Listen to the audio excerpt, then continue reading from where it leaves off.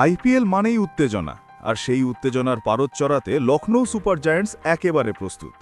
এই মুহূর্তে একানা স্টেডিয়ামে লখনৌ দলের জোর কদমে প্রস্তুতি চলছে। দলের প্রথম ম্যাচের জন্য নেটে রীতিমতো ঘাম ঝরাচ্ছেন ক্রিকেটাররা। এবারের লখনৌ স্কোয়াডের সবচেয়ে বড় সুবিধা এবং বলতে পারেন কোচ জাস্টিন ল্যাঙ্গারের সবচেয়ে বড় মাথা ব্যথা হলো তাদের কাছে দারুণ সব ব্যাটসম্যান এবং বোলারের ছড়াছড়ি। এত দুর্দান্ত সব অপশন থেকে সঠিক প্রথম একাদশ বা প্লেইং 11 বেছে নেওয়াটা সত্যিই একটা বড় চ্যালেঞ্জ।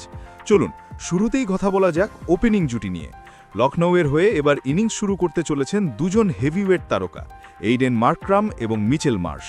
মজার ব্যাপার হলো এরা দুজনেই আন্তর্জাতিক মঞ্চে অধিনায়কত্ব করেছেন, তাই তাদের অভিজ্ঞতা এবং পাওয়ার হিটিংয়ের যুগলবন্ধী লখনৌকে একটা বিধ্বংসী শুরু এনে দেবে, এমনটাই আশা করছেন সমর্থকরা।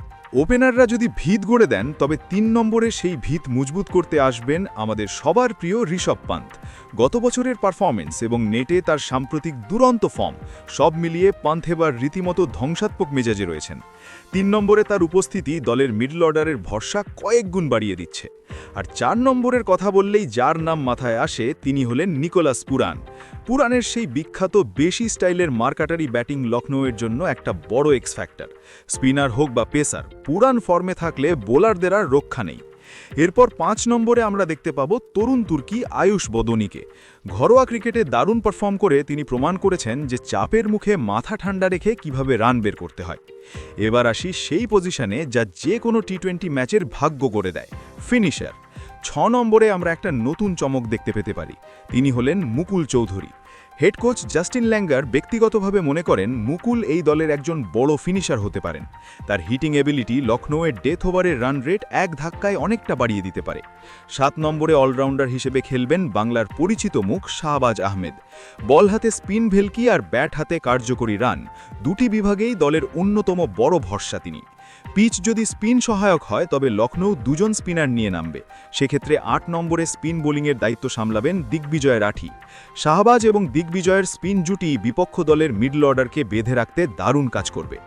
এবার আসি লখনৌয়ের সবচেয়ে ভয়ঙ্কর অস্ত্র, তাদের পেস বোলিং ডিপার্টমেন্টে। অপশন শুনলে আপনিও অবাক হবেন। মোহাম্মদ শামি, মায়াঙ্ক যাদব, প্রিন্স যাদব, মহসিন খান, আকাশ সিং এবং আবেশ খান। কার বদলে কাকে খেলাবে দল?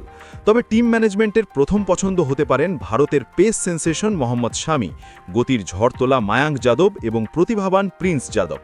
এখানে আপনাদের একটা কথা বলে রাখি, এই টুর্নামেন্টে মুকুল চৌধুরী এবং প্রিন্স যাদব এই দুজন আন্ডাররেটেড খেলোয়াড়ের ওপর কিন্তু বিশেষ নজর রাখবেন।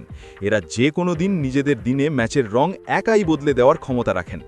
তাহলে বন্ধুরা, এতক্ষণের আলোচনার পর লখনৌ সুপার জায়ান্টসের সম্ভাব্য প্লেইং 11 ঠিক কেমন দাঁড়াচ্ছে চলুন এক নজরে দেখে নেওয়া যাক।